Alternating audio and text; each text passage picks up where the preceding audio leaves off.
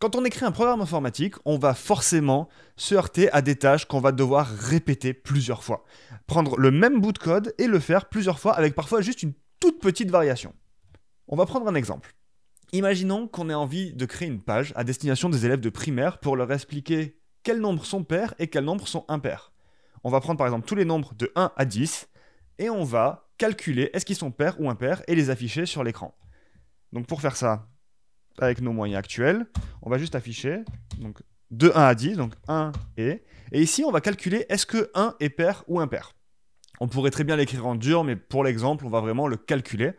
Pour faire ça, on va utiliser un petit opérateur très utile qui est le modulo. Le modulo, c'est tout simplement un pourcent, comme ça. Et c'est une opération qui prend deux nombres et qui retourne le reste de la division entre ces deux nombres. Donc par exemple, on va utiliser une forme ternaire d'un if pour mettre tout sur une ligne. Donc si le modulo de 1 divisé par 2 égale à 0, alors ça veut dire que le nombre est pair. Sinon, ça veut dire que le nombre est impair.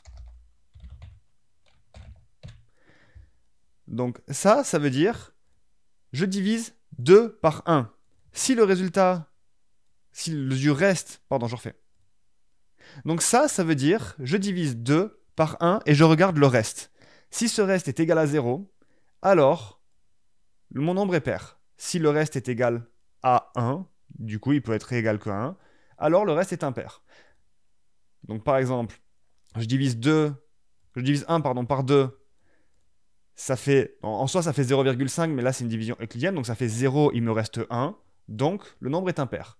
Ce qui fait que si je lance ce bout de code, ça m'affiche bien 1 est impair.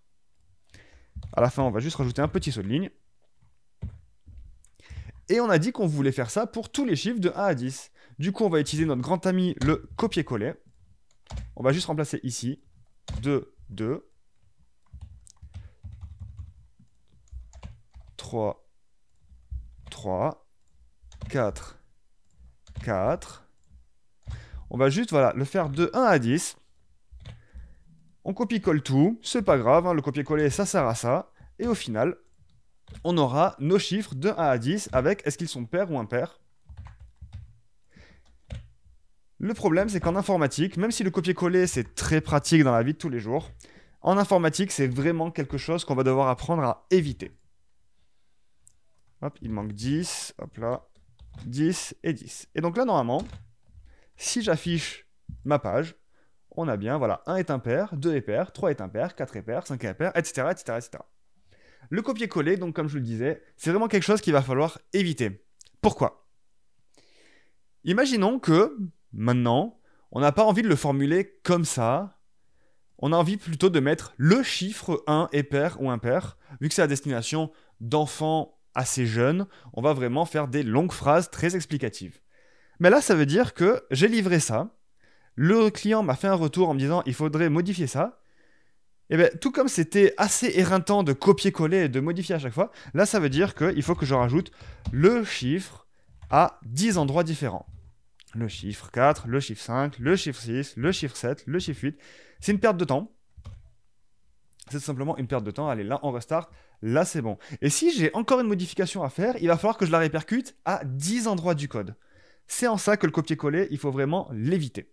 Et PHP nous fournit énormément d'outils qu'on va apprendre petit à petit pour éviter à tout prix le copier-coller et pour réutiliser du code.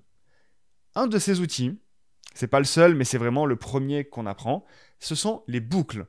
On va apprendre comment récupérer tout ça et répéter juste cette opération-là en modifiant simplement ses valeurs.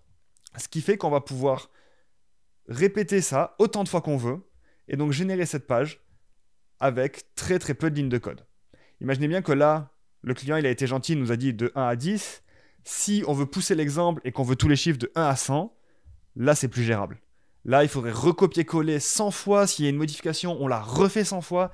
C'est pas gérable. Et les boucles vont justement nous aider à faire ça en très très peu de lignes de code.